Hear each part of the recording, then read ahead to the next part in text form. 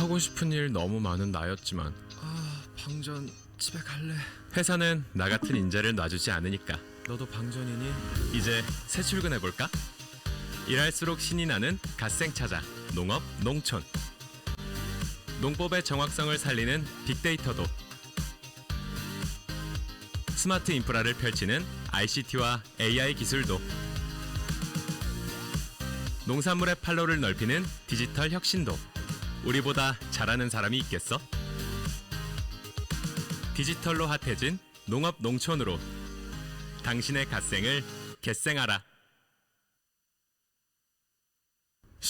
나 지금 뭐하냐고? 기술 안보로 갓생을 꿈꾸고 있지. 근데 이 작은 칩이 내 재능을 감당할 수 있을까? 더 크게 키우는 거야. 일할수록 빛이 나는 갓생 찾아 농업 농촌. 우월한 우리 종자를 돌보는 일도, 농산물의 경쟁력을 심어줄 생명공학도, 생산력에 급이 다른 과학 영농도. 내가 못하면 누가 하겠어. 식량 안보로 딥해진 농업 농촌으로 당신의 갓생을 겟생하라. 잠깐 쉬었다 갈게요. 갓생이 뭐냐고? 땡큐. 네 안의 열정이 모두의 힐링이 되는 거. 여유를 즐겨봐. 일할수록 힐링되는 갓생 찾아 농업 농촌. 직접 내린 맥주로 깊고 진한 하루를, 농장이 캠핑장이 되는 마법 같은 하루를, 친환경 사과가 애플파이가 되는 달콤한 하루를 위해 내가 나설 때가 된 것 같은데? 열정으로 힙해진 농업 농촌으로 당신의 갓생을 겟생하라. 안녕하십니까. 2024년도 정부 연구개발 사업 부처 합동 설명회를 현장 및 온라인으로 참석하고 계신 여러분, 반갑습니다. 저는 오늘 사회를 맡은 과학기술정보통신부 연구예산총괄과 정한솔 사무관입니다. 부처별 발표 자료는 해당 세션에 맞춰 다운받으셔서 참고해 주시기 바랍니다. 현장 질의응답 시간 이후 발표 내용에 대한 질의 및 문의사항은 발표 자료에 있는 각 부처 담당자에게 남겨주시기 바랍니다. 행사 종료 이후 부처별 담당자가 개별적으로 답변 드릴 예정입니다. 그럼 지금부터 2024년도 정부 연구개발 사업 부처 합동 설명회 2일차 사업 설명을 시작하도록 하겠습니다. 첫 번째는 농림축산식품부, 농촌진흥청, 산림청입니다.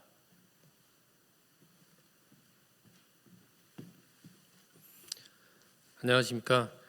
농림축산식품부, 농촌진흥청, 산림청 연구개발사업 설명회 진행을 맡은 농림식품기술계획평가원 유명선입니다. 진행 순서는 농림축산식품부, 농촌진흥청, 산림청 순으로 R&D 사업에 대해 설명을 드리고 질문에 답변을 드리는 순으로 진행될 예정입니다. 그럼 먼저 농림축산식품부 과학기술정책과 양미희 연구원께서 농림축산식품부 R&D 사업에 대해 발표해 주시겠습니다. 안녕하십니까. 농식품부 과학기술정책과 양미희 연구관입니다.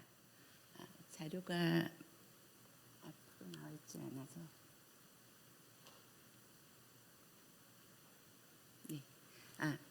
저희가 농식품부와 양청은 11월에 예산 확정 전에 한번 설명을 드렸었고요.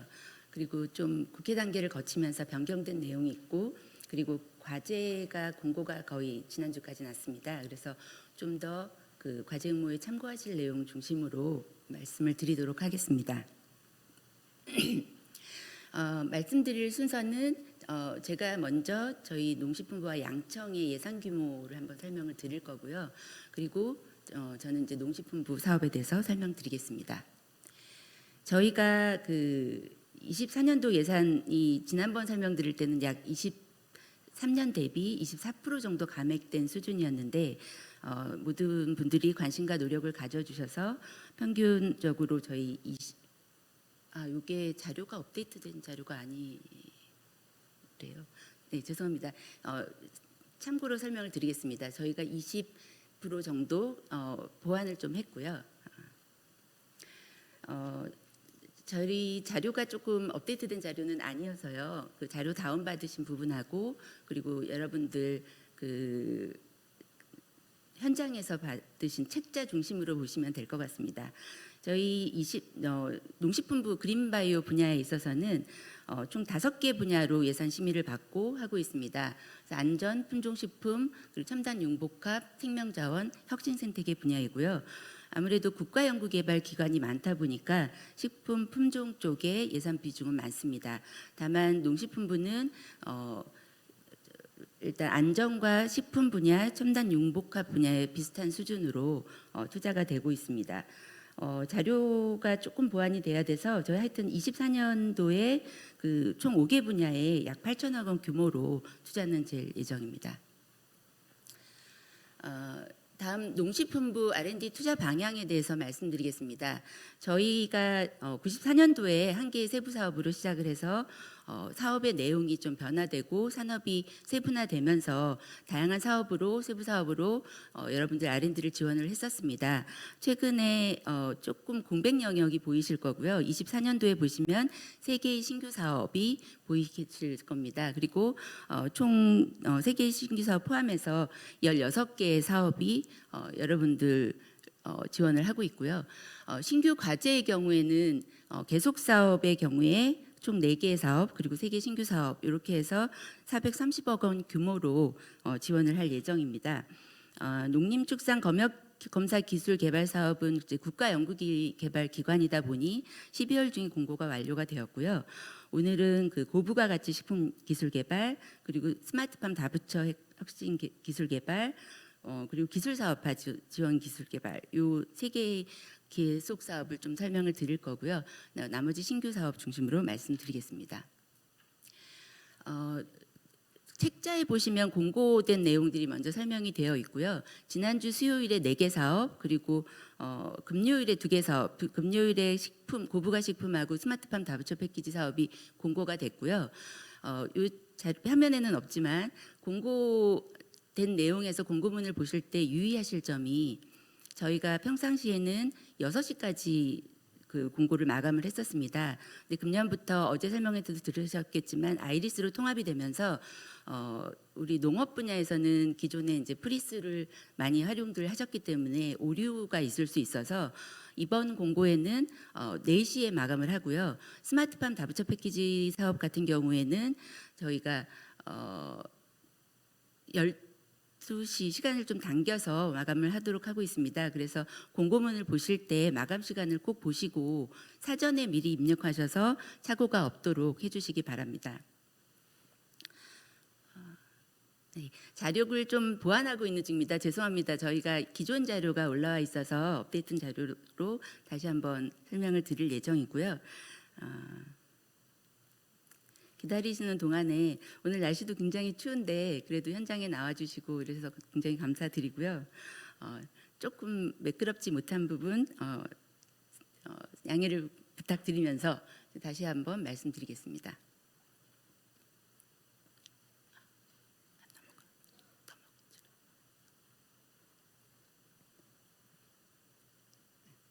이 부분은 이제 말씀을 드린 거라 넘어가겠고요. 공고문 다시 한번 말씀을 드리겠습니다. 그래서 접수 시간이 대부분 4시까지이고요. 스마트팜 다부처 패키지 사업의 경우에는 별도의 사업단에서 운영을 하고 있습니다. 그래서 좀 더 시행착오를 막기 위해서 여기는 12시로 했고요. 사전에 전화를 통해서 입력되는 사항들이 오류가 없는지 점검을 해주시면 감사하겠습니다. 첫 번째 설명드릴 부분은 안전 분야입니다. 동식물에 대한 안전 분야나 저희가 기후 변화 대응하기 위한 그런 사업들을 하고 있고요. 본 사업에서는 고위험 동물 감염병 대응 기술 개발 사업에 15개 과제 48억 원이 지원될 예정입니다. 기존에 저희가 선행 연구로 가축 질병 대응 기술 개발 사업을 지원을 했었고요. 예타를 준비하다가 이제 잘 되지 않아서 단기 사업으로 기획을 해서 금년도부터 추진하게 되었습니다. 크게 3개의 내역 사업이 있지만 세 번째 있는 부분은 범부처 감염병 방역 체계 고도화라고 해서 전년도에 범부처 사업으로 이미 착수가 돼서 이 신규 사업에 이관이 된 거고요. 이번에 공고는 차세대 핵심 기술 확보 그리고 가축 질병 그 협력 체계 고도화라는 두 개의 내역 사업으로 진행이 됩니다. 15개 과제 중에 12개 과제가 지정 공모고 3개의 과제가 자유응모 형태입니다. 우선 첫 번째의 내역 사업에서는 그 지정 공모로 미래기술 융합형 기술 확보로 해서 저희가 동물 쪽에서는 많이 적용하지 않았던 mRNA 등이 접목된 백신을 개발한다거나 유전자 가위나 초고속 PCR 등을 활용한 진단, 그 첨단 바이오 기술을 결합한 차세대 가축 질병 대응 기술을 개발하는 걸 목적으로 하고 있고 그 내역에 그 실증 연구가 2가지가 들어갑니다. 첨단 방역 모델 개발 실증이라는 과제는 기개발된 요소 기술 간 융합을 통해서 현장 농가에 최적화된 첨단 방역 모델을 개발하고 실증하기 위한 걸로 돼지와 가금류에 대해서 지원을 할 예정입니다. 가축 질병 협력 체계 고도화는 해외 R&D 네트워크를 활용해서 국제 공동 연구를 지원하는 것입니다. 3개의 지정 과제가 되어서 공고가 나갔고요. 자유응모형 3개의 과제는 선행 연구로 진행한 가축 질병 대응 기술 고도화 지원 사업에서 총 16개의 과제가 국제공동 연구로 지원이 되고 있었습니다. 그래서 그중에 제한 경쟁을 통해서 3개의 과제가 지원될 예정입니다. 검역검사 본부에서 추진하는 농림축산 검역검사 기술 개발 사업은 기 공고는 완료됐습니다. 본 사업은 국가재난형 동물질병이나 인수공통 전염병 제어 기술 개발 그리고 동식물 검역 기술 개발을 위해서 추진을 하고 있고 금년도에는 신규로 총 80억 원을 지원을 하고 있습니다. 여기에는 좀 그 지원 형태가 달라서 연구 용역 형태는 조달청을 통해서 공고가 되고 연구 과제의 경우는 엔터에이스 통해서 동일하게 공고가 됩니다. 본 사업은 12월에 공고가 돼서 공고는 지금 마감이 된 상태입니다. 다음 2번째 카테고리인 품종과 식품 분야인데 농식품부에서는 그 식품 분야의 고부가 가치 식품 기술 개발 사업에 총 41개 과제 121억 원이 지원될 예정입니다. 내역이 좀 복잡하게 보이는데 전년도에 구조 개편을 통해서 좀 이관된 사업들도 있고 신규 내역 사업이 있어서 좀 복잡해 보이지만 설명을 드리겠습니다. 우선 미래 대응 식품, 식품 품질 안전, 차세대 식품 가공, 5G 기반 식품 안전 생산 기술 개발이 기존에 있었던 4개의 내역 사업이고 글로벌 푸드테크 공동 연구가 신규 내역으로 들어갔습니다. 그리고 스마트 물류유통과 관련된 사업에서 2개의 내역 사업이 이관이 돼서 계속 과제로 지원이 될 예정입니다. 공고가 되는 과제의 내역 사업 중심으로 말씀을 드리겠습니다. 우선 미래 대응 식품 기술 개발에 상반기에는 총 15개 과제가 지원이 됐는데요. 대체 식품이라던가 질환 관리식 등 그 기능성 맞춤형 중심의 유망 식품 기술을 개발하는 데 지원을 한 사업이고요. 총 지정 과제, 지정 공모로는 11개 과제, 그리고 자유 공모로 4개 과제가 공모가 될 예정입니다. 공모가 되었습니다. 그리고 여기 자유응모 과제에서는 아이디어 단계, 투자 연계, 스케일업이라는 이제 카테고리가 나오는데 맨 아래쪽에 보시면 아이디어 R&D 같은 경우는 상용화 R&D를 보유한 기업 그리고 창업 7년 이내의 기업에 대해서 2년간 지원, 최대 2년간 지원을 하는 거고요. 투자 연계형의 경우에는 최근 3년 이내 2억 원 이상 투자 협약을 체결한 그런 기업에 대해서 총 최대 3년까지 지원을 하는 사업이고 스케일업의 경우에는 이제 기간이 좀 빠졌는데 최근 그 3년 이내 10억 원 이상 그 투자 협약을 체결한 기업에 대해서 지원을 최대 4년까지 하는 것으로 되어 있고요.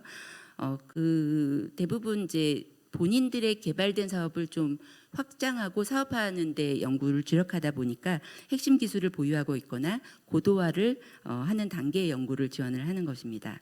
그래서 요 아이디어 단계, 투자 연계, 스케일업에 대한 부분은 여기서 보시면 되겠고요.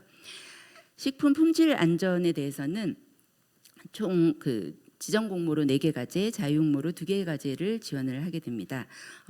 일단 냉해동 분야, 살균 자동화 등 소비자의 그 안심 먹거리를 제공하기 위한 기술 개발을 하는 부분이고요.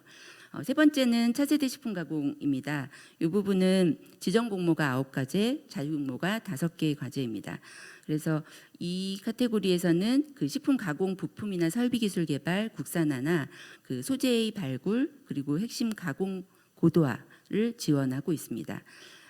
미래 대응 식품 개발에서 3개의 과제는 하반기에 공모를 할 예정입니다. 신규 내역 사업인 글로벌 푸드테크 공동연구는 여러분들이 푸드테크 대책에서 총 10대 기술을 제안되신 것을 보셨을 거예요. 이 중에서 대체 식품 그리고 식품 로봇, 식품 업사이클 분야에서 그 해외 기술 연구소나 대학, 기업 등과 공동 협약을 체결하고 그 국제 협력 연구를 추진하는 과제로 총 최대 3년 9개월 지원을 하게 되어 있고요. 연구팀의 경우에는 일단 핵심 기술을 보유하고 있고 해당 기술에 대한 제품 개발이나 매출 실적이 있고 그리고 관련 실시권을 포함한 것을 필수로 하고 있습니다. 그리고 아직까지 국제 공동 연구가 이제 정비가 그 제도 정비가 진행이 되고 있는 상황이라 그 해외 참여 기관은 국제 공동 연구 협력 기관으로 일단 참여를 하는 것으로 제안을 하고 있고요. 주관 연구 기관이 그 과제를 신청할 때 반드시 해외 공동 연구 수행 기관 간의 계약 서류를 준비하셔야 합니다. 그리고 해외 공동 연구 기관하고 그 과제를 연구하는 것 외에도 컨설팅이나 연구자 교류 그리고 파견 등 네트워크를 구축하는 연구로 다양하게 추진하실 수 있고 특히 이제 해외 공동 연구의 경우에는 지재권을 둘러싼 분쟁이 있을 수 우려가 있기 때문에 지재권에 관한 협의를 필수로 제안을 하고 있습니다. 다음 세 번째 카테고리는 첨단 융복합 분야입니다. 여기 분야에서는 그 스마트팜 다부처 패키지 혁신기술 개발 사업의 신규 과제 18개 과제에 대해서 73억 원이 지원될 예정입니다. 당초 11월에 저희가 설명드렸던 예산보다는 좀 많은데 요거는 저희가 그 우리부 단독으로 하는 것이 아니라 과기정통부와 농촌진흥청 그리고 농식품부 3개 기관이 7년간 예타 사업으로 추진을 하고 있습니다. 21년부터 추진을 해서 금년도까지 1단계 연구가 종료될 예정이고요. 그래서 1단계 사업 중간에 이렇게 과제를 공모하게 된 이유는 약간 사업화를 위한 브릿지 과제 형태가 좀 진행이 되고 있어서 해당하는 과제가 1년 9개월짜리 과제들이 좀 많이 포함이 되어 있습니다. 그래서 전체 총 예산 그 규모가 이제 그 신규 과제가 73억 원 규모로 공고가 될 예정이고요. 본 사업은 그 저희가 예타를 할 때 1세대, 2세대, 3세대 스마트팜이라는 걸 제안을 했었습니다. 그래서 현재 뭐 보편적으로 하고 있는 거는 선도 농가도 이제 1세대 스마트팜을 하고 있다라고 하고 있고 저희는 이제 2세대 스마트팜의 기술 수준 고도화를 위한 실증 연구가 1내역에 들어가 있고요. 그리고 차세대 융합 원천 기술 연구에 있어서는 좀 더 그 AI나 기술 융복합되는 그런 기술을 도입하기 위한 그 기술 개발을 지원을 하는 내용입니다. 그래서 이 스마트팜에 대해서는 저희가 온실과 축사 2가지 카테고리에 대해서 지원을 하고 있고요. 첫 번째 내역에서는 그 실증 연구, 그러니까 온실과 축산에 대해서 데모 온실을 구축하는 것과 핵심 기자재에 대한 기술 개발에서 총 9개 과제가 지원이 되고요. 그리고 두 번째 내역에서는 그 시설 구조와 에너지 관련 그리고 핵심 기자재나 인공지능 플랫폼 상용화 그의 2개의 과제를 포함해서 9개 과제가 지원될 예정입니다. 제가 온실과 축사 2가지 카테고리가 있다고 말씀을 드렸는데요. 그래서 내역 사업과 별도로 이제 온실과 축사의 2가지 카테고리로 그 각각 과제가 구성되는 모양을 지금 보고 계십니다. 그래서 그 앞쪽에 보이시는 것이 그 온실에 대한 과제 9가제 그리고 두 번째가 축사에 대한 과제 9가제입니다. 그 해당하는 과제들이 이제 실증 연구와 핵심 기자재 개발 연구 이렇게 중심이 돼 있다고 했는데요.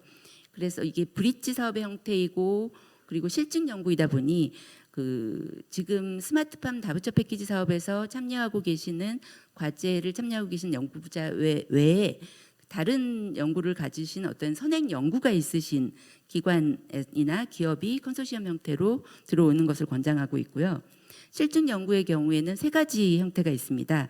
유형 세 번째부터 보시면 데모온실 구축하는 과제는 이제 본인이 과제 선정 시 제한된 시설을 제안하게 돼 있고, 유형 2번의 경우 그 시설 구조 에너지 관련한 연구인데 과제 선정 시 또 제한한 시설에서 실증을 하게 돼 있습니다.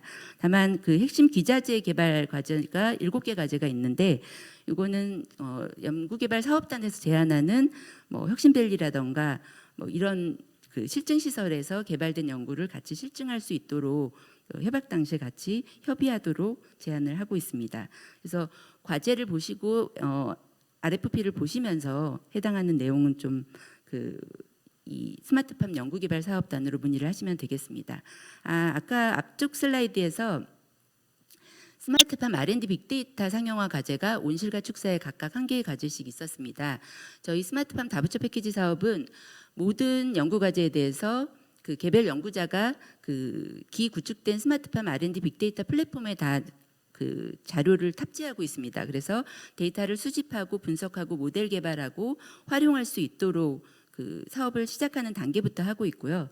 여기 이번에 공모된 2개의 과제는 저희 가공 데이터, 라벨링 데이터라고 하는 그 스마트팜 다부처 패키지 개발 21년도부터 지금 추진하고 있는 과제에서 나온 데이터들을 좀 더 재가공하고 모델 학습시켜서 그 모델 서비스를 할 수 있는 그런 과제를 공모하는 겁니다. 그래서 이 부분은 아직 연구가 진행 중인 거라 일반인에게 공개되는 것은 아니어서 과제에 참여하시려고 하시는 분은 연구개발 사업단에 문의를 하시면 어떤 데이터셋을 활용할 수 있는지 안내를 받을 수 있습니다.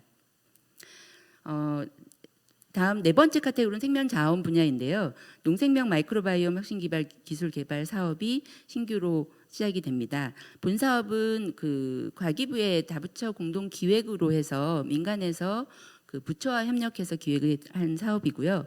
24년도에 총 7개 과제에 대해서 15억 원이 지원이 됩니다. 당초 기획보다는 좀 작은 규모로 추진을 하고 있고요.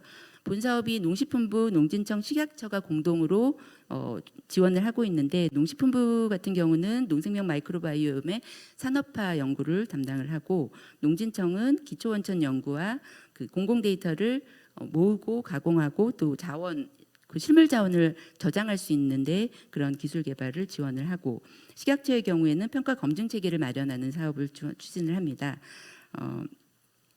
본 사업이 그 기획이 되던 당시에는 이제 총 규모가 490억 원 규모로 기획은 됐었고요. 다만 이 체계도에서 농진청의 경우에는 25년도 사업으로 착수가 될 예정이고, 농식품부와 식약처가 금년도 사업으로 공고를 할 예정입니다.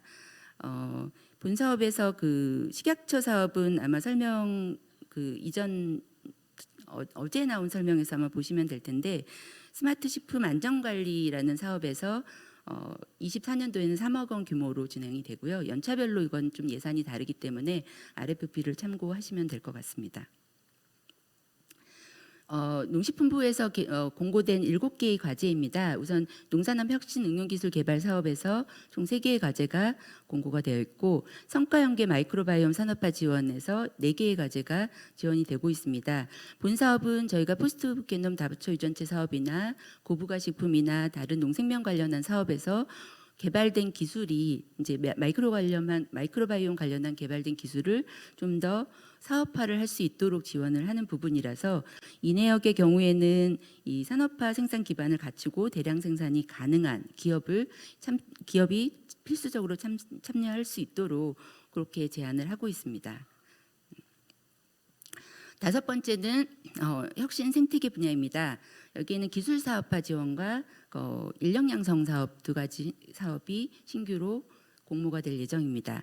기술 사업화 지원 사업에는 국가 R&D나 민간 자체에서 보유한 사업을 저희가 사업화를 할 수 있는 연계 지원을 할 수 있는 지원을 하는 거고요. 금년도에 총 95억 원 규모로 39개 과제가 공고될 예정입니다.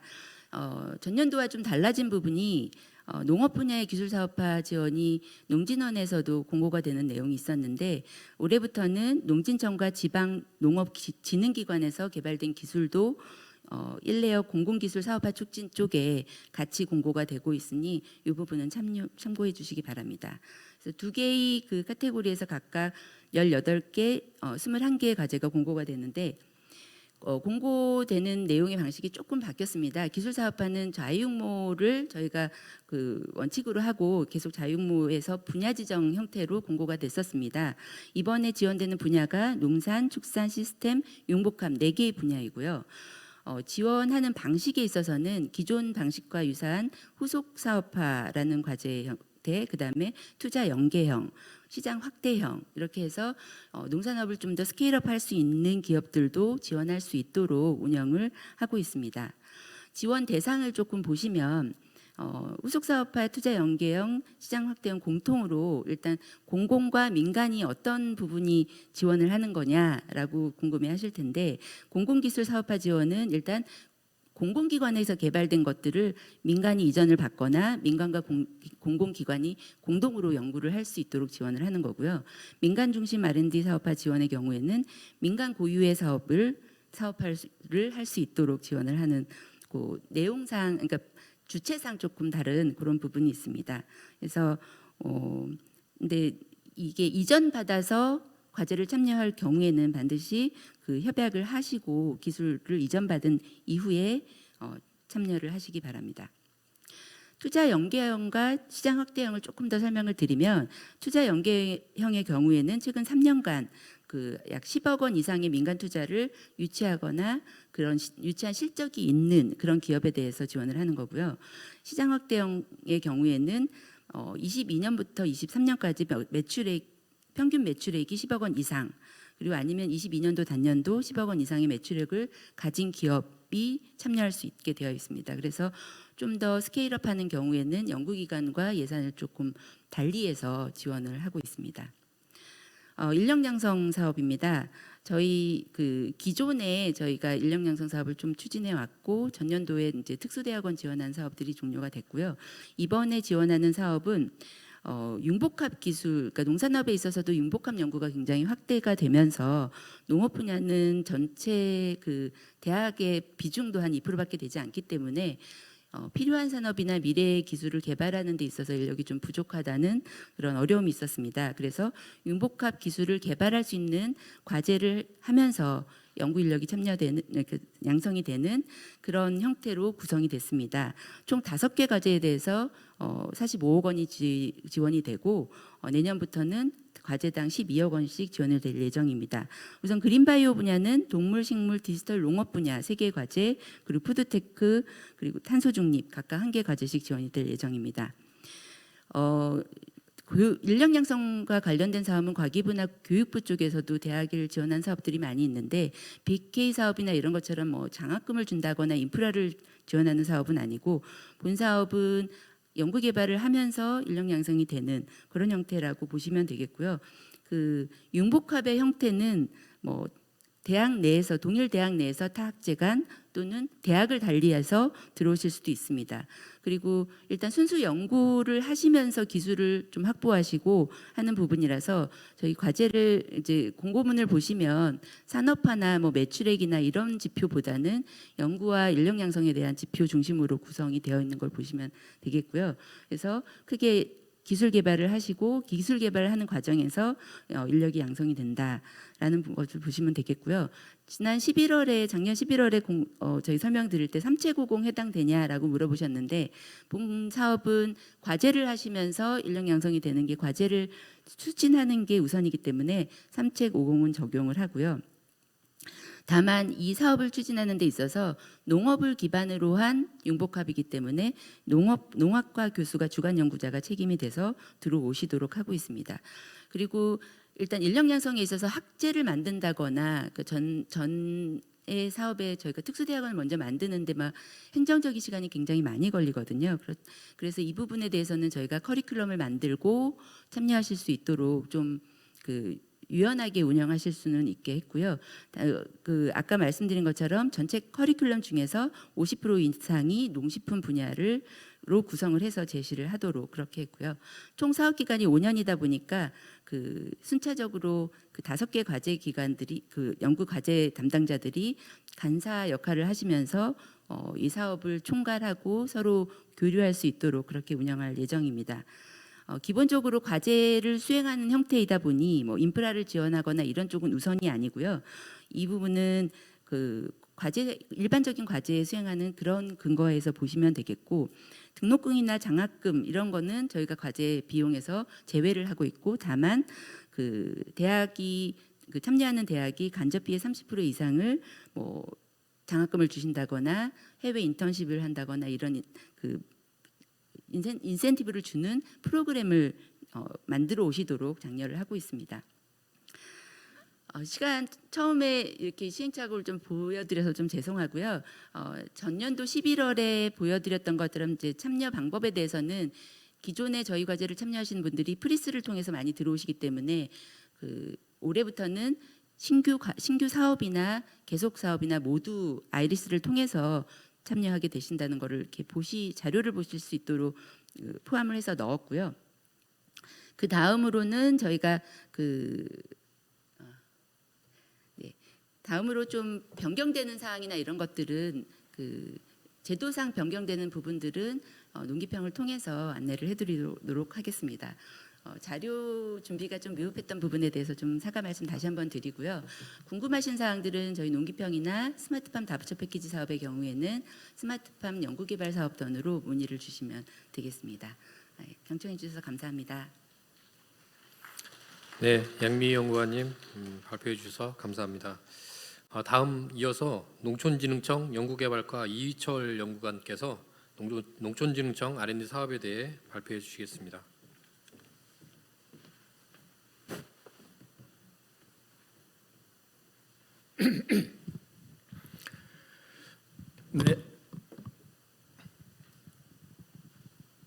네, 안녕하세요. 농촌진흥청 연구개발과의 이휘철 연구관입니다. 오늘 이제 저희 농촌진흥청 기관 소개를 간단히 드리고요. 그리고 금년도 R&D 사업에 대해서 말씀을 드리도록 하겠습니다. 목차는 다음과 같고요. 그 청을 간단하게 소개드리면 저는 1962년도에 수원에서 이제 개청을 했고요.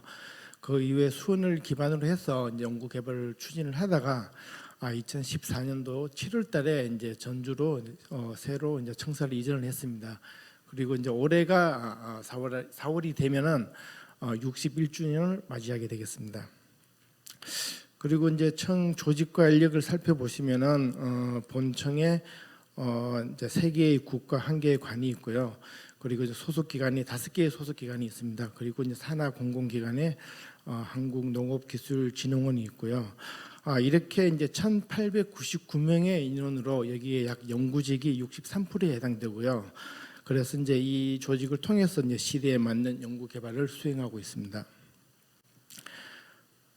저희들 이제 임무를 잠시 말씀드리면 그 농진법에 이제 근거를 해서 연구 개발과 기술 보급, 교육 훈련 그리고 이제 국제 협력을 통해서 저희들이 농업과학 기술 개발을 추진하고 있습니다. 그리고 올해 예산을 살펴보시면은 전체 약 1조 974억 원이 되겠는데요. 여기에 이제 R&D 예산이 5,823억 원으로 사업비 전체의 한 63%에 해당되겠습니다. 우리 청의 이제 그 추진 체계를 보시면은요, 농촌진흥청 4개의 과학원과 그리고 대학 및 출연연 그리고 이제 지역 농촌진흥개발 그 기관이죠, 도농업기술원과 기술센터 이들과 함께 이제 공동 연구를 통해서 농림축산식품부의 어떤 정책 지원이라든지 그리고 한국농업기술진흥원을 통해서 기술 이전을 통해 가지고 농업인과 농산업체의 기술 이전을 통하는데요.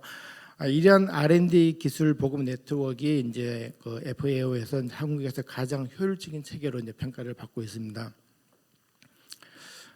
이제 그간 그 사업 성과를 잠시 말씀드리면은 개발 기술의 경제적 파급 효과를 이제 분석한 결과 이제 간접적으로 약 한 10조 4천억 원의 어떤 분석 결과를 나타냈고요. 그리고 현재 이제 산업 재산권이라든지 이제 기술 이전 성과는 특히 이제 국유 특허 이제 점유율이 49%에 좀 육박하고요. 점진적으로 이제 실용화율이라든지 사업화 성공률은 매년 조금씩 증가를 하고 있습니다.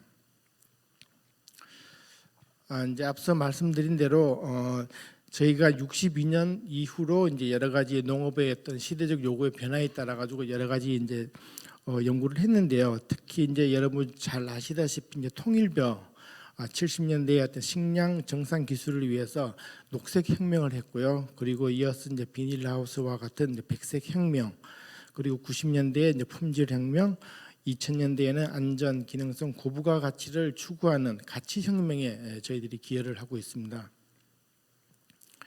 그래서 현재는 국가농업 R&D 공공성 강화와 현장 중심 성과 창출, 그리고 이제 미래농업 혁신 기반 구축이라는 3대 전략과 여기에 이제 맞서는 10대 중점 과제를 선정해서 저희들이 이제 추진을 하고 있습니다. 그리고 이제 농업 연구 개발 사업에 대한 운영 체계에 대해서 이제 잠시 말씀을 드리겠습니다. 저희들은 크게 이제 고유 사업과 공동 연구 그리고 지역 농업 R&D 지원을 이렇게 하고 있는데요. 고유 연구는 저희들 청 소속 국립 연구기관 4개에서 좀 법률이나 국가가 좀 장기적으로 좀 추진해야 될 그런 분야에 대해서 저희들이 이제 고유 업무를 가지고 추진을 하고요. 지역 농업 R&D 지원 같은 경우에는 도농업기술원과 센터의 어떤 지역 R&D 역량 제고를 위해서 재정적 지원을 하고 있습니다. 그리고 이제 오늘 말씀드릴 그 공동 연구는 저희 청과 그리고 대학 출연연, 산업체 등과 이제 공동 연구를 통해서 문제 해결형이라든지 실용화 연구를 함께 이제 추진하는 내용이 되겠습니다. 그래서 저희들이 이제 협력 체계는 기능 중심과 작목 중심의 연구를 나누어 가지고 이 연구를 통해서 저희들이 과기정통부나 농식품부의 R&D 정책 협력을 저희들이 지원하고 있고요. 이 개발된 연구 기술 결과물을 기술협력국이라든지 농촌지원국 그리고 이제 한국농업기술진흥원을 통해서 농업인이라든지 산업체에 그 기술을 전달하는 그런 상호 협력 체계를 저희들이 가지고 있습니다. 그래서 이제 보통 이제 신규 사업이 이제 기획되려면은 물론 이제 과제를 시작하기 전에 신규 사업을 기획을 해야 되는데요. 여기에는 이제 농업과학기술 중장기 연구개발 계획과 정책 수요 그리고 현장 기술 수요를 이것을 바탕으로 해서 이해관계자의 회의 그리고 이제 과제 기획위원회 그리고 이제 마지막으로 이제 중앙지방 사전 조정 정책 협의회를 하고 나서 이제 신규 사업을 이제 기획을 하게 되는데요. 이러한 절차를 통해서 전년도 12월 달에 공모할 RFP를 확정을 하게 됩니다. 확정을 하게 되고 그리고 이듬해 이제 1월 달에 과제 공모가 나가고요. 그리고 이제 3월까지 이제 그 선정 평가를 통해서 4월 달에 본격적으로 연구 개발에 착수하게 되겠습니다. 예, 다음은 이제 저희 올해 이제 공모되는 과제와 관련해서 R&D 사업을 이제 소개해 드리도록 하겠습니다.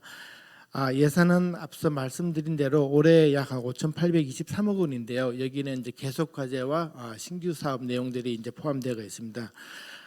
우리 이제 농촌진흥청에서는 이제 5대 중점 분야를 선정하고 여기에 주요 내용도 잠시 이제 설명드리고 여기 투자되는 예산에 대해서 이제 간략히 설명드리도록 하겠습니다. 첫 번째로 이제 첨단 융복합 분야에 이제 저희들이 약 1,100억 정도 이제 투자를 하고요. 그리고 이제 생명자원 분야에 183억 원, 그리고 안전 안심 분야에 약 1,000억 원 정도가 이제 투자가 될 계획입니다. 그리고 품종 식품 분야에 약 2,800억 정도가 이제 투자가 되고요. 혁신 생태계 쪽에는 652억 원이 이제 세부 내용에 맞춰서 투자될 예정입니다. 그리고 첫 번째 이제 그 공모 개요는 이제 저희들 24년도에는 신규 사업과 이제 계속 사업에 한해서 5개 사업 92과제 2,360억 정도가 투자될 계획입니다.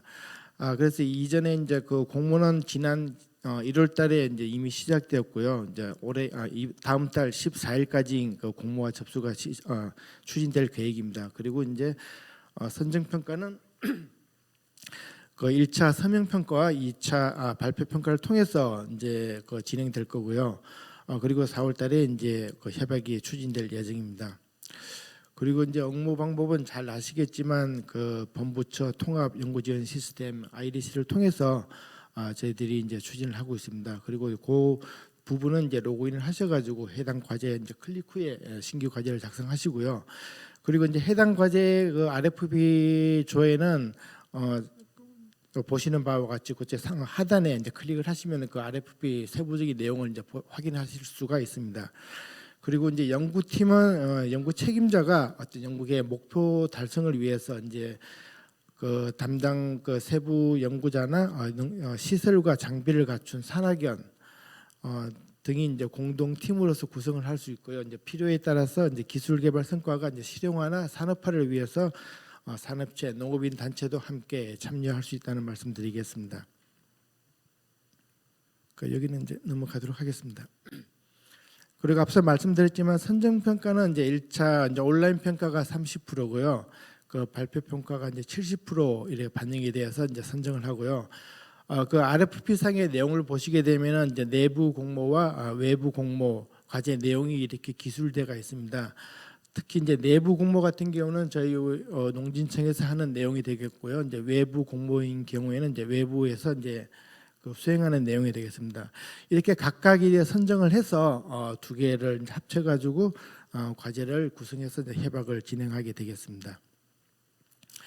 그럼 이제 주요 이제 사업별로 그 내용에 대해서 말씀드리겠습니다. 첫 번째 수출 전략형 신작물 보호제 기반 기술 개발인데요. 이게는 올해 이제 신규로 시작하는 사업이 되겠습니다. 그래서 이제 전체 이 사업의 이제 목적은 이제 작물 보호제 원재 수입 의존도를 좀 완화시키고요. 그 안정적인 농산업 생산 기반 구축과 원재 개발 기술 기반 확보로 이제 국내 작물 보호제를 산업 지속 성장 견인하겠다 이런 목적으로 이 사업을 기획을 했습니다. 그래서 올해는 그 신속 평가 예측 기술 개발 분야에 5과제고요. 그 신작물 보호제 후보 물질 개발 쪽에 4과제로 해서 총 40억 원이 지원될 예정입니다. 그 두 번째로 이제 신농업 기후 변화 대응 체계 구축인데요. 현재 이제 계속 과제로 약 한 980억 원이 이제 지원이 되고요. 올해는 그 50과제 이제 과제 그 공모 규모가 좀 상당히 큰데요. 50과제로 약 한 118억 원 정도가 이제 추진될 규모로 지원될 예정입니다. 여기에 이제 보시면은 첫 번째 이제 농업 부분 생산 환경 변동 예측 및 평가 부분에 이제 16과제인데 이것은 좀 관심 있는 분야를 이제 좀 찾으셔가지고 해당 RFP를 확인하시면 되겠고요. 그리고 이제 두 번째로 이제 기후 적응형 농축산 재배 사양 기술 개발도 16과제가 이제 공모가 되고 있습니다. 그리고 이제 농업 기상 재해 피해 저감 기술 개발 그리고 기후 변화 완화 및 저탄소 농업 기술 개발에 각각 11과제와 7과제가 지금 공모되고 있습니다. 그리고 이제 세 번째 스마트팜 다부처 패키지 혁신 기술 개발은 앞서 이제 농식품부에서 이제 설명을 드려가지고요. 이것은 이제 넘어가도록 하겠습니다. 그리고 네 번째 이제 공공성 확보를 위한 국가 기반 6종 플랫폼 개발이 되겠는데요. 여기에는 현재 그 공공 활용 가능한 6종 이제 플랫폼을 활용을 해서 산업 경쟁력을 강화하겠다 하는 그 사업 목적을 가지고요. 올해 이제 신규 과제 4개를 약 20억 원 규모로 투자할 계획입니다. 그리고 이제 5번째 반농업 생산성 정대 기술 개발인데 여기에도 지금 계속 과제를 포함해서 올해 신규 과제 8개 과제를 약 18억 원 규모로 지원할 계획입니다. 이 사업은 노지 작물의 첨단 농업 적용으로서 생산성을 증대를 시키고 노동력을 절감하겠다는 그런 사업의 목표를 가지고 있고요. 과제의 어떤 세부 내용에 대해서는 아래 자료를 참고해 주시기 바랍니다. 그리고 이제 마지막으로 이제 곤충 기술 경쟁력 강화인데요. 여기에도 올해 이제 11과제가 18억 원 규모로 이제 지원을 하고요. 어떤 곤충 산업의 어떤 공익적 기능과 그 고부가와 같이 첨단 기술을 개발하는 것을 본 사업의 목적으로 하고 있습니다. 예, 이상으로 경청해 주셔서 감사합니다. 네. 예, 이휘철 연구원님 발표 감사합니다. 바로 이어서 산림청 산림정책과 김재훈 연구사께서 산림청 R&D 사업에 대해 발표해 주시겠습니다.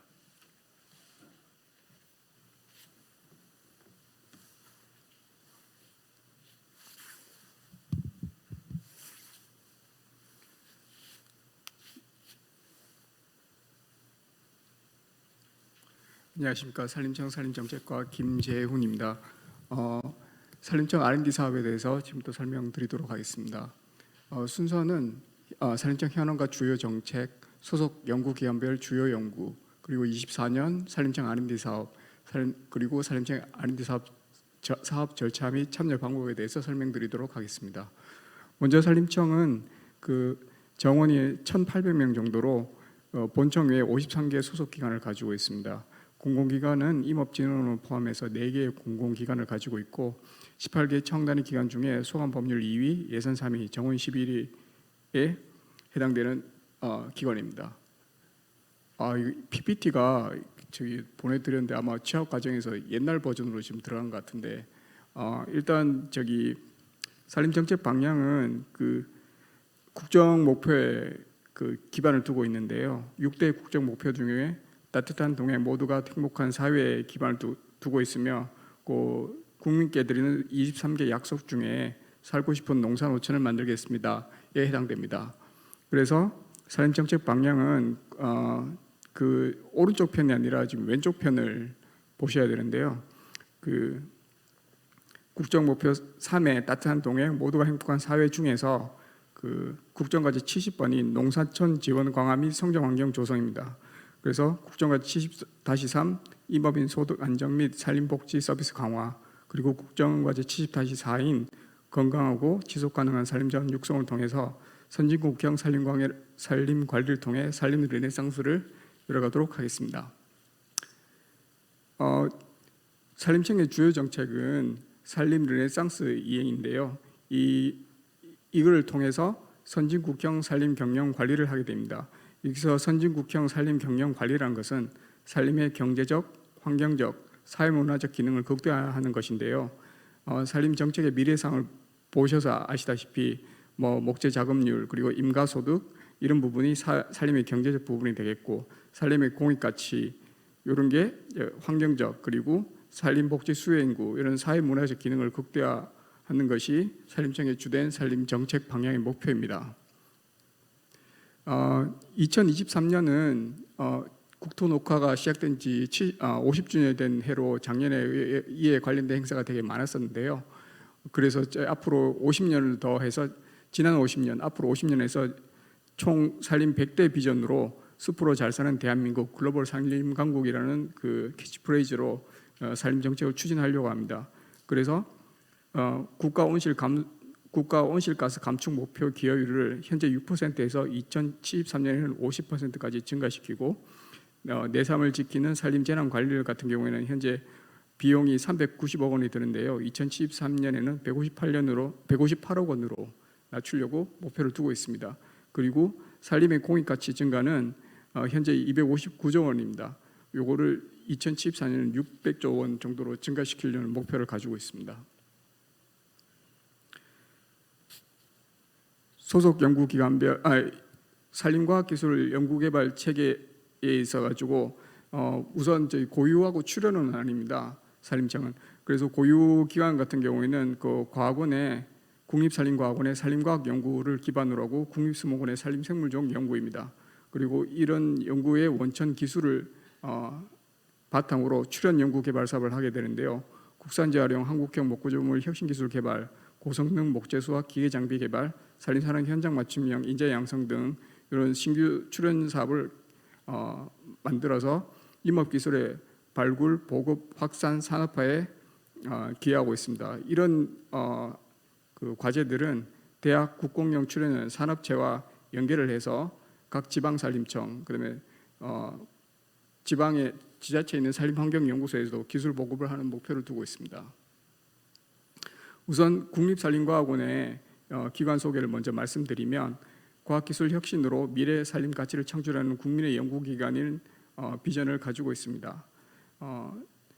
1949년에 농림부 중앙임업시험장이 처음으로 설립되었고요. 1987년에 산림청 임업연구원으로 명칭이 바뀌었고 2004년에 지금 명칭인 국립산림과학원이 되었습니다. 그리고 2010년에는 그 산림연구기관의 국제적으로 산림연구기관에 해당되는 그 UPRO라고 인터내셔널 Union of Forest Research Organization입니다. 산림 연구 기관의 총회를 2010년에 그 한국에서 개최를 했고요. 작년에는 개원한 지 74주년 되는 해였습니다. 조직은 사부 16과 1센터 1팀 4연구소이고요. 정원은 한 260여 명 정도 됩니다. 산림청은 산림과학기술 제2차 산림과학기술 기본계획이라는 큰 법정 계획을 가지고 있습니다. 이게 2018년부터 2027년까지 10년 동안의 계획인데요. 산림과학원은 그 중에서 후반부에 해당되는 2023년부터 27년까지 제2차 중기 기술개발 실행계획이라는 걸 하반기 부분에서 좀 더 중점적으로 다뤄야 될 부분에 대해서 좀 더 포커싱을 둬서 작년에 이 계획을 수립하였습니다. 그래서 지금 그 국민들이 느끼실 때 제일 그 크게 와닿는 산림 재난, 산불, 산사태, 병해충에 관한 내용을 제일 그 1번으로 프로그램을 배치해서 총 6개 프로그램 19개 전략 과제로 산림과학 연구를 수행하고 있습니다. 또한 전국 6개소에 5,600헥타에 다다르는 산림과학 연구 시험림을 통해서 기초 원천 기술에 적용을 함으로써 그 기술들을 더 개발하는 데 주력을 두고 있습니다. 국립수목원 같은 경우에는 국가산림생물자원을 수집, 증식, 보존, 관리 및 전시하고 그것을 자원화하는 학술적 산업적 기반 연구를 수행하고 있는데요. 기관 운영 목표는 국내 산림생물종 조사, 수집, 분류 및 정보화, 산림식물자원의 발굴, 보존, 복원, 그리고 보호구역, 광릉숲 생태계 및 생물 다양성의 안정적 보존 관리를 두고 있습니다. 1999년에 수목원이 처음 신설되었고요. 2014년에는 유용식물 증식센터를 개원했고 2017년에 이제 책임 운영 기관이 되었습니다. 국립수목원은 5가 1팀 1센터로서 정원은 한 67명 정도 됩니다. 여러분들이 궁금해하시는 그 산림청의 2024년 R&D에 대해서 이제 설명드리도록 하겠습니다. 24년도 같은 경우에는 농림부, 농진청보다 규모가 많이 줄어들었지만 1,320억 원을 20억 예산을 확보하였습니다. 근데 이게 이제 다른 부처도 비슷하겠지만 23년 대비 20.2% 금액으로 치면 한 335억 원이 감소가 되었습니다. 1,320억 원 중에서는 이제 본청에서 출연 연구로 하는 금액이 한 340억 원, 산림과학원에서 고유요금으로 하는 부분이 557억 원, 국립수목원이 한 144억 원, 그리고 인건비, 기본경비, 기획평가관리비 등 기타 비용이 한 279억 원으로 구성되어 있습니다.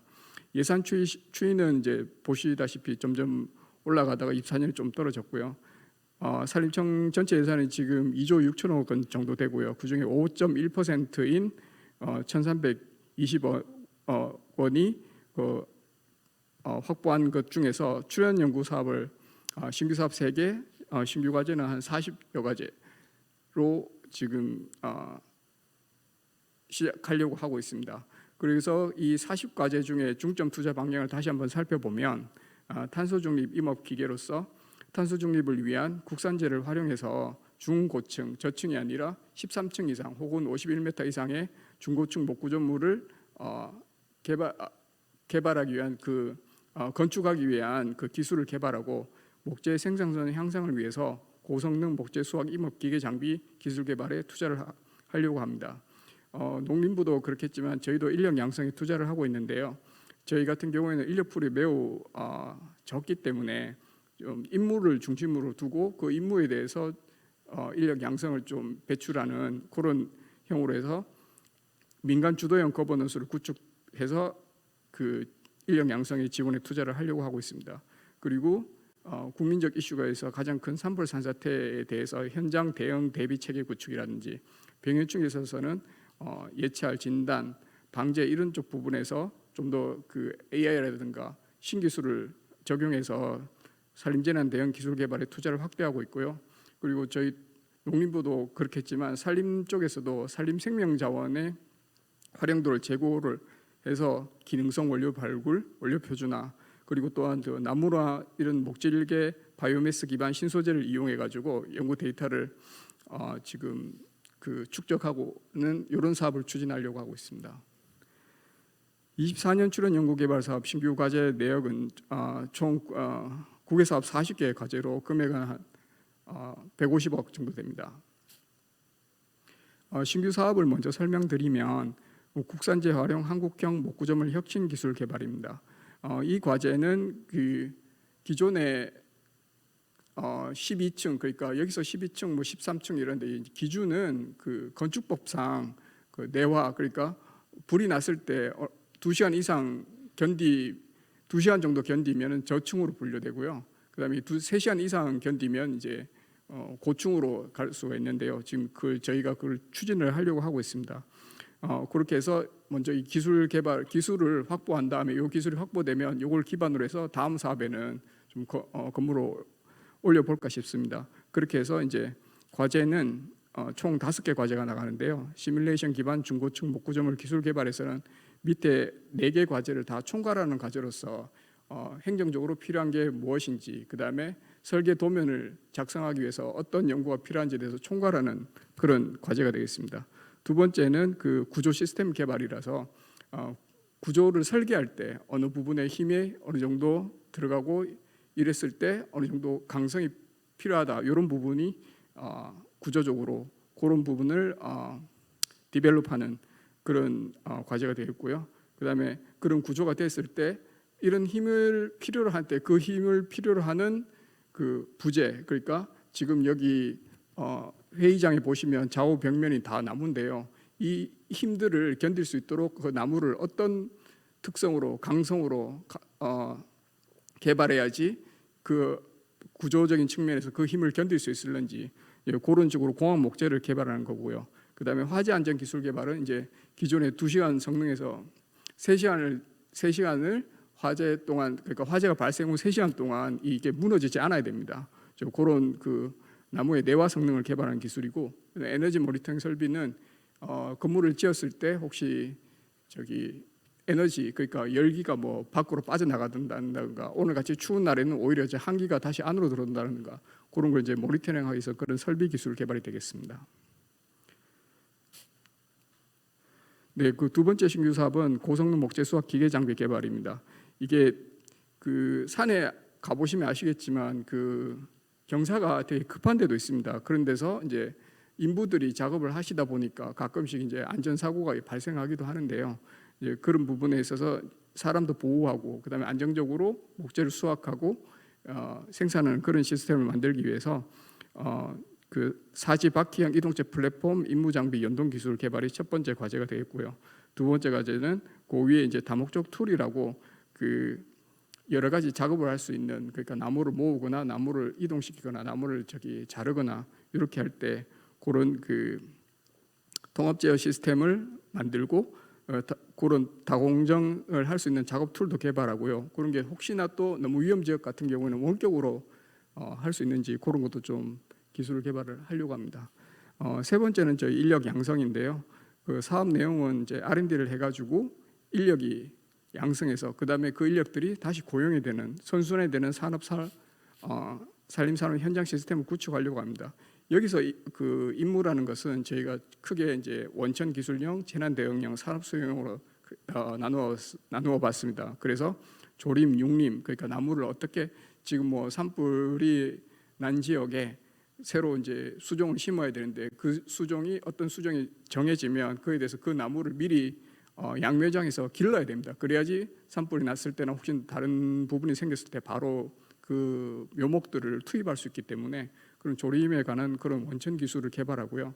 그다음에 산불, 산사태, 병해충 같은 경우는 산불 같은 경우에는 뭐 확산을 예측이라든지 아니면 산불 진화 자원이 지금 자원이 한정되어 있습니다. 그 TV나 뉴스 보시면은 헬리콥터나 이렇게 이제 하게 되는데요. 만약에 작년처럼 동시다발 그러니까 뭐 강원도 원주에서도 나고 뭐 경남 밀양에서도 나고 이렇게 동시에 만약 터졌을 때 자원을 어떻게 효과적으로 배치를 할 것인지 뭐 그런 부분이라든가 아니면 산사태도 취약 지역이라든지 병해충은 예를 들어서 AI로 했을 때 탐지를 했을 때는 기존에 사람이 다 눈으로 보고 저기 병해충이 병에 걸린 것 같은데 아니면 근데 AI를 이렇게 했을 때 이런 부분이 좀 병해충이 감염된 것 같다 그런 식입니다.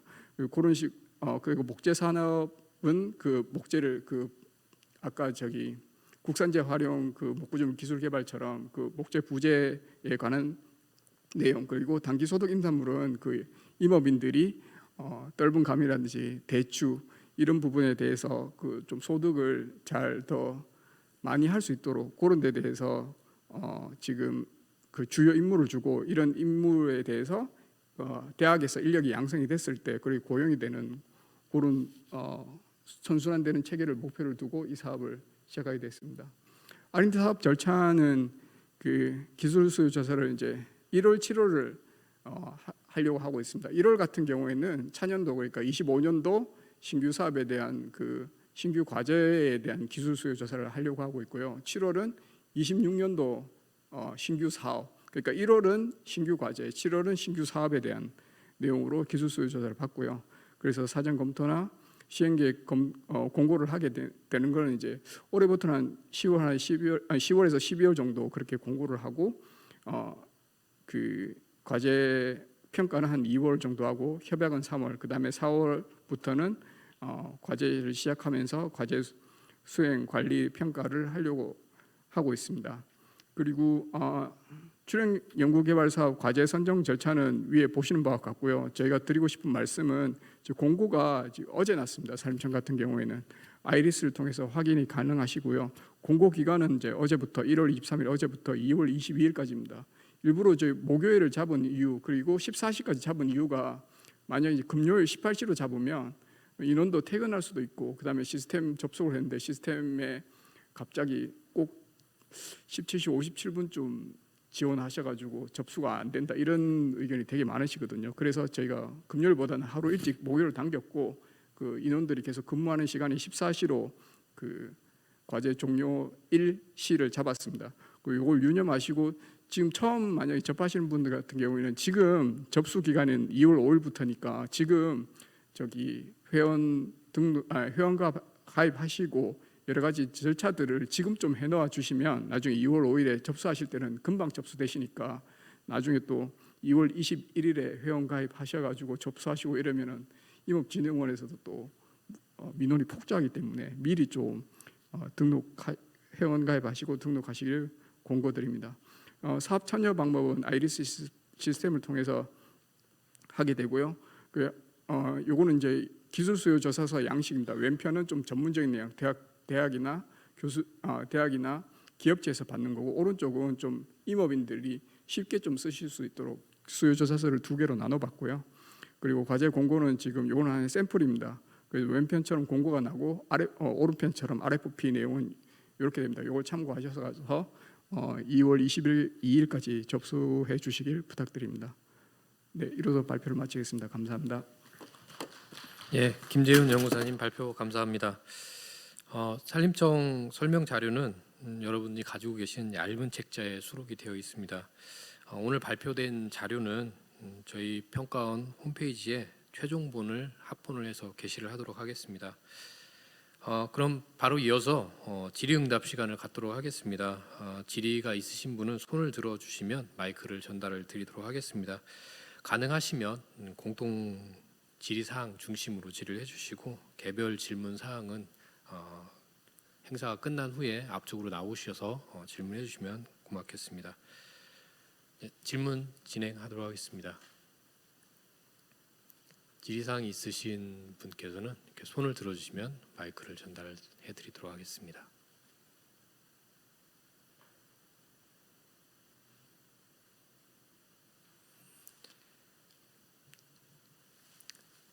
아무 질문이 없으신 것 같아서 제가 한 가지 연구사님께서도 말씀을 하셨는데 올해부터 전 부처가 아이리스 시스템을 활용을 해서 접수를 하게 됩니다.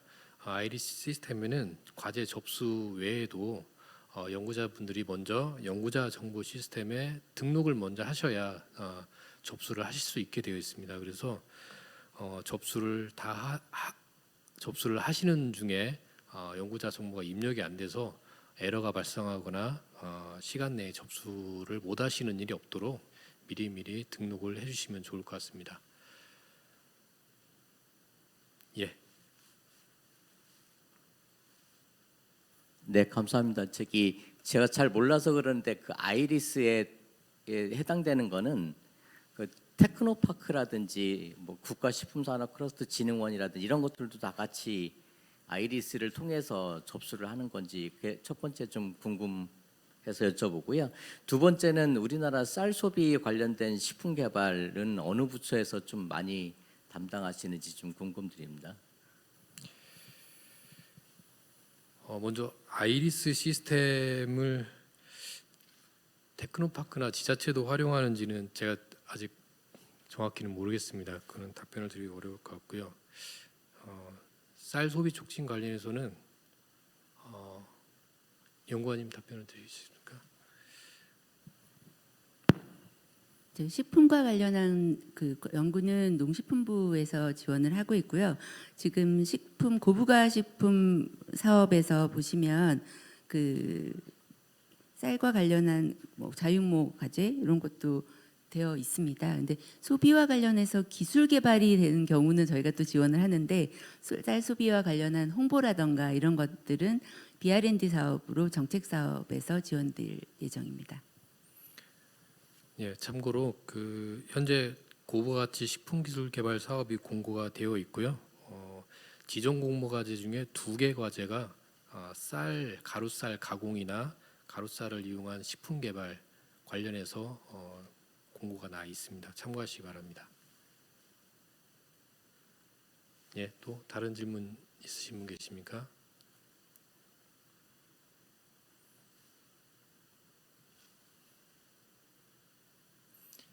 네, 없으신 것 같으니까 오늘 설명회는 이렇게 마치도록 하겠고요.